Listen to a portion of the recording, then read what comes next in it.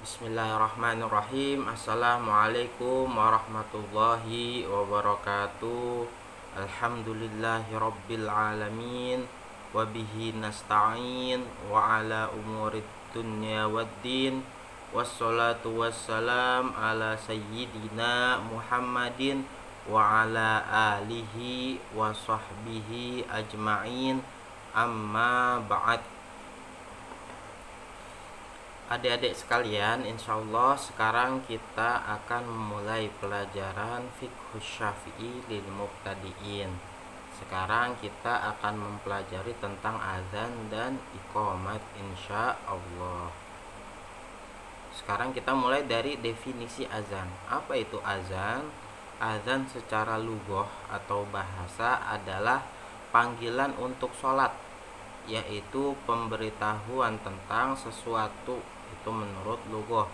Adapun azan menurut syara adalah perkataan khusus untuk mengetahui waktu sholat fardu.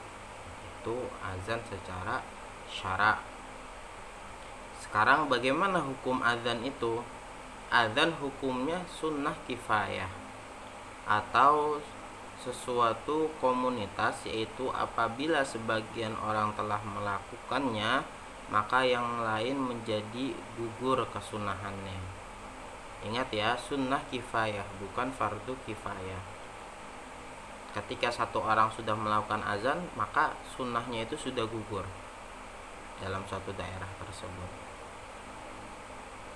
Adapun azan dan iqamat atas perorangan hukumnya sunnah ain setiap kali hendak melaksanakan sholat, yaitu suaranya cukup terdengar dari dirinya sendiri, berbeda dengan azan untuk sholat jamaah. Maka harus dikeraskan agar terdengar oleh manusia, dan juga harus dilakukan di tempat pelaksanaan sholat fardu. Adapun sholat sunnah tidak perlu azan dan iqamah. Jadi kalau sholat jamaah itu biasanya di masjid-masjid itu ada azan. Nah, bagaimana kalau misalkan sendiri? Tetap disunnahkan, hukumnya sunnah ain bagi dia untuk azan dan iqamat. Kadarnya apa? Enggak perlu keras-keras. Yang penting telinga kita bisa mendengarkan azan dan iqamat yang dikeluarkan oleh mulut kita. Adapun kalau sholat sunnah itu enggak perlu azan dan iqamat. Jadi hanya sholat fardu saja. Sekarang syarat-syarat sahnya azan. Yang pertama itu Islam. Orang yang azan itu wajib orang muslim. Maka azan tidak sah apabila dilakukan oleh orang yang kafir. Yang kedua, tamyiz. Apa itu tamyiz? Tamyiz itu anak kecil yang sudah bisa melakukan makan sendiri, minum sendiri, dan buang air sendiri. Itu kadar dari tamyiz. Kalau sudah melakukan seperti itu maka hukumnya dia itu sudah tamyiz, walaupun belum balik, tapi dia sudah tamyiz. Maka azan tidak sah apabila dilakukan oleh anak kecil yang belum mencapai usia mumayyiz. Ada anak kecil baru 1 tahun, belum bisa makan sendiri, belum bisa minum sendiri, belum bisa buang air sendiri, kemudian dia azan, maka enggak sah, karena tamyiz ini adalah syarat sahnya azan. Kecuali orang yang sudah tamyiz. Kalau orang yang sudah tamyiz, misalkan anak umur 8 tahun, itu bisa azan, sudah sah azannya. Yang ketiga, laki-laki. Maka tidak sah hukumnya wanita azan untuk jamaah laki-laki.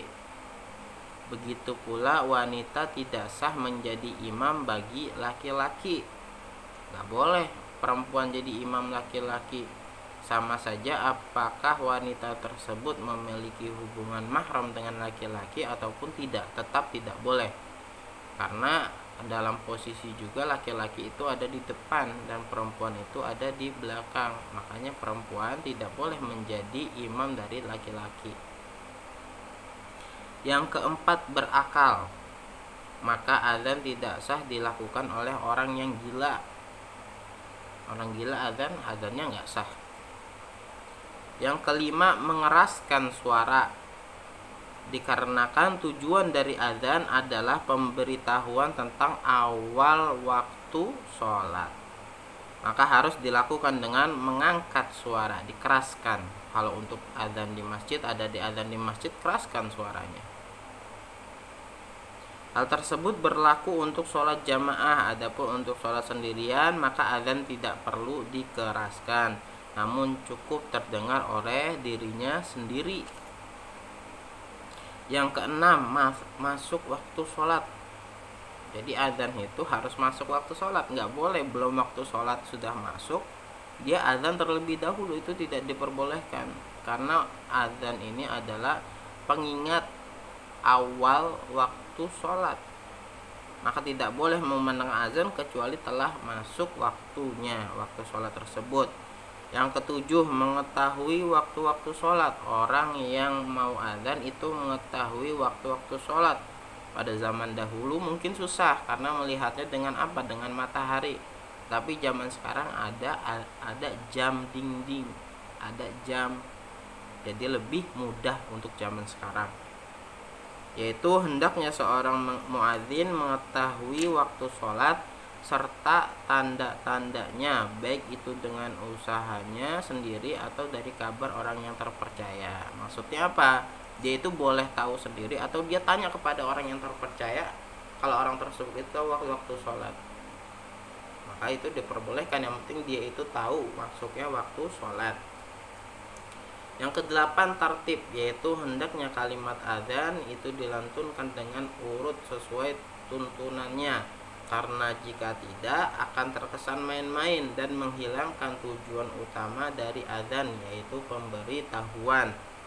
Yang terakhir, yang kesembilan adalah mualah, yaitu azan hendaknya dilakukan dengan berurutan, satu kalimat dengan kalimat yang lain dan tidak ada jeda yang panjang. Jadi mualah itu gambarannya ketika di azan itu tidak ada sesuatu yang memisah. Misalkan dia itu azan, kemudian tengah-tengah azan dia ke kamar kecil, maka itu enggak mualah. Kalau dari syarat-syarat sah maka enggak sah berarti, karena mualah ini adalah syarat sahnya azan, berbeda dengan wudu. Kalau wudu mualah ini sunnah, tapi kalau azan syarat, menjadi syarat. Sekarang sunnah-sunnah azan. Yang pertama, dilakukan dengan berdiri. Yang kedua, menghadap ke arah kiblat, sebab kiblat adalah arah yang paling mulia.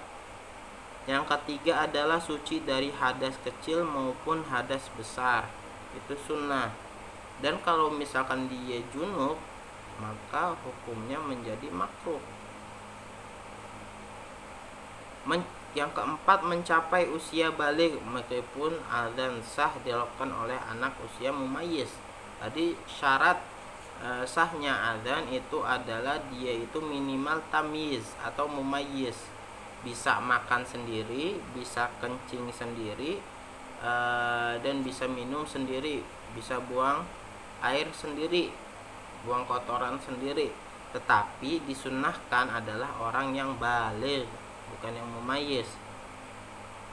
Yang kelima, adil. Hendaknya muadzin adalah orang yang adil dan agamanya terpercaya, memiliki sifat amanah dan dapat percaya kabarnya tentang waktu sholat. Gak mungkin orang tersebut berbohong tentang waktu sholat.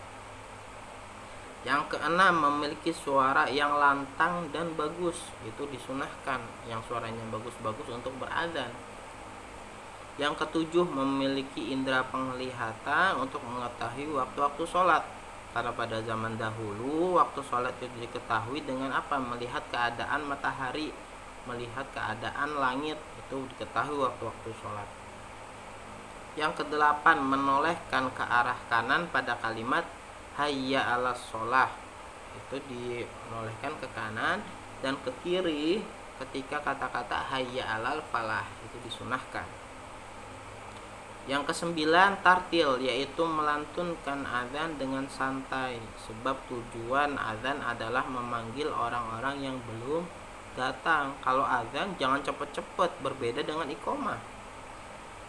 Yang ke-10 tarji, yaitu muadzin membaca syahadatain dengan suara yang lirih, kemudian diulangi lagi dengan suara yang keras. Jadi membaca syahadatain ini pertama dengan suara yang lirih, kemudian yang kedua itu dengan suara yang keras. Kemudian ke-11 taswib, yaitu seorang muadzin membaca as-sholatu khairum minan naum, itu 2 kali setelah membaca hayya 'alas sholah, hayya 'alal falah pada azan subuh. Paham ya?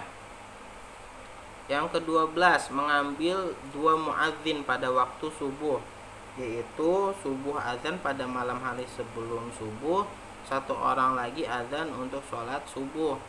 Jadi kalau misalkan subuh azannya itu ada 2 disunahkan. Yang pertama itu sebelum sholat subuh atau membangunkan orang untuk bertahajud atau sholat malam, atau ketika sahur, mau sahur. Dan yang kedua adalah ketika benar-benar masuk waktu sholat subuh, itu disunahkan 2 kali azan pada waktu subuh. Ke-13 bagi orang yang mendengarkan azan disunahkan untuk memperhatikan dan menirukan azan. 14 bagi muadzin dan orang yang mendengarkan azan disunahkan membaca sholawat kepada Nabi dan berdoa setelah selesai dari azan. Dan yang ke-15 dan yang terakhir adalah disunahkan untuk berdoa ketika mendengar azan, karena waktu azan adalah saat yang paling utama dan berkah dan mustajab. Jadi ketika selesai azan itu adalah waktu yang mustajab untuk berdoa. Ada dia punya keinginan apa? Mau dilancarkan rezekinya, mau dilancarkan ilmunya, diberkahkan ilmunya, mau membeli sesuatu, mau membeli kitab tapi nggak ada duitnya. Setelah azan berdoa, karena azan itu termasuk waktu yang paling mulia untuk berdoa. Sekarang hukum azan dan iqomah bagi wanita itu seperti apa bagi wanita? Tadi kan kita khususkan pada laki-laki, sekarang bagi wanita. Apabila ada sekumpulan wanita, maka tidak dianjurkan untuk mengumandangkan azan. Biasanya apa? Di desa-desa itu kan ada musola khusus wanita. Maka itu kalau misalkan jamaahnya semua wanita, itu tidak disunahkan untuk mengumandangkan azan. Nggak perlu azan dengan speaker. Jadi cukup dengan dirinya sendiri. Di musola wanita tersebut ada wanita mengumandangkan azan tapi tanpa ada speaker. Sebab mengangkat suara bagi wanita itu berpotensi mengundang fitnah. Namun mereka boleh mengumandangkan iqomah, sebab iqomah tujuannya adalah menyuruh bangkit mereka yang telah hadir di tempat sholat, dan hal itu tidak perlu mengangkat suara. Sekarang tata cara azan. Lafaz azan adalah seperti yang ada diketahui: Allahu Akbar, Allahu Akbar, Allahu Akbar, Allahu Akbar, Asyhadu an la ilaha illallah, Asyhadu an la ilaha illallah, Asyhadu anna Muhammadan Rasulullah, Asyhadu anna Muhammadan Rasulullah, Hayya 'alas sholah, Hayya 'alas sholah, Hayya 'alal falah, Hayya 'alal falah, Allahu Akbar, Allahu Akbar, La ilaha illallah. Itu adalah lafaz dari azan. Kemudian pada azan subuh ada tambahan kalimat. Apa kalimatnya itu? Yaitu as-sholatu khairum minan naum. Dibaca 2 kali. Paham ya? Semuanya itu dibaca dengan 2 kali. Sedangkan kita sekarang akan melanjutkan yang iqomah. Iqomah hampir sama dengan azan, hanya ada sedikit perbedaan saja. Yang pertama, iqomah hukumnya sunnah. Adapun syarat-syarat dan sunnah iqomah serta beberapa perkara yang dianjurkan di dalamnya sama persis dengan adzan. Jadi sama dari Islam, tamyiz, laki-laki, berakal, mengeraskan suara, masuk waktu sholat, mengetahui waktu-waktu sholat, tertib, mualah, itu semua juga syarat-syarat sahnya iqomah sama.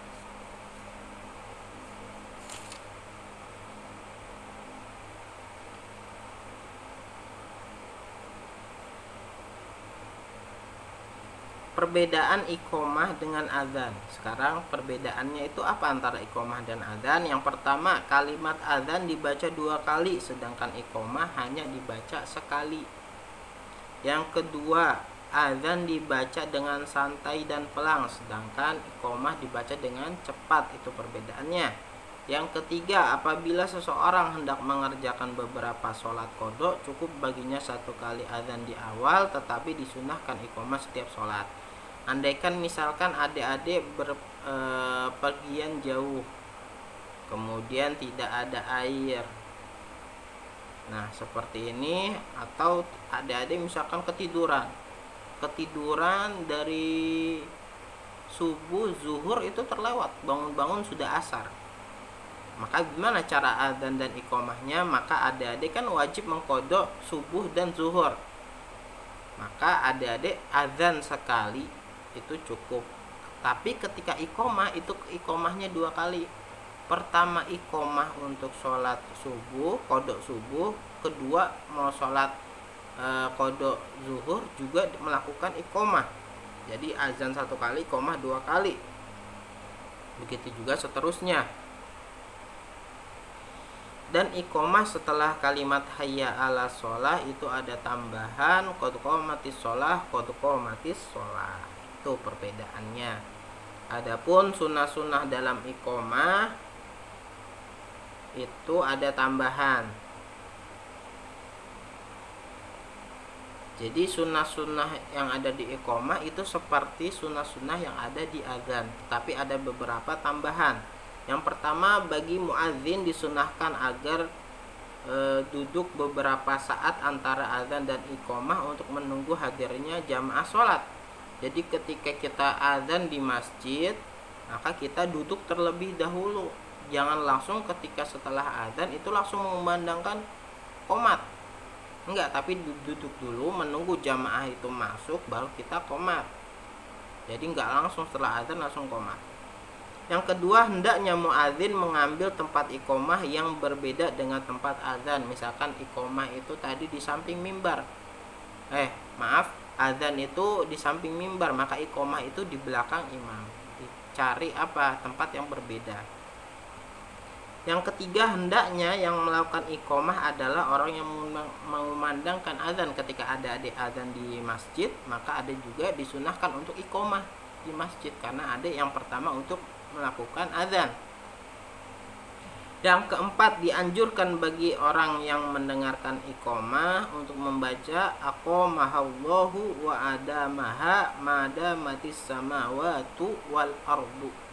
Saya ulang, aqomahallahu wa adamaha madamatis samawatu wal ardu. Artinya semoga Allah menegakkan sholat selama langit dan bumi masih tegak. Dan yang terakhir, sunnah-sunnah iqomah adalah hendaknya suara iqomah sedikit lebih lirih daripada suara adzan. Ya, saya kira cukup sekian pembahasannya, kurang lebihnya mohon maaf. Assalamualaikum warahmatullahi wabarakatuh.